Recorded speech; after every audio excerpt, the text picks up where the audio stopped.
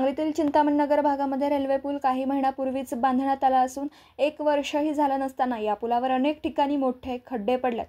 त्यामुळे नागरिकांच्या जीवाला धोका निर्माण झाला। या खड्ड्यांचा अंदाज न आल्याने आणि या ठिकाणी स्ट्रीट लाईट नसल्याने अंधार असल्यामुळे अनेक वेळा अपघातही झालेत।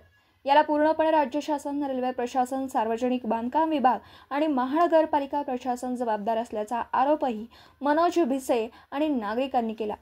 सदर पुलाचं काम टक्केवारीतून दिलं गेलं असल्यामुळे रस्त्याची गुणवत्ता शून्य असून हा केवळ निष्काळजीपणा नाही तर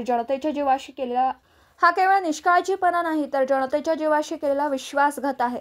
त्यामुळे या ठेकेदाराची चौकशी झाली पाहिजे। दर्जाहीन काम करणाऱ्या ठेकेदारावर कारवाई, PWD व रेल्वे अधिकाऱ्यांची चौकशी झाली पाहिजे। संपूर्ण खर्च आणि कामाच्या गुणवत्तेची तात्काळ चौकशी करा।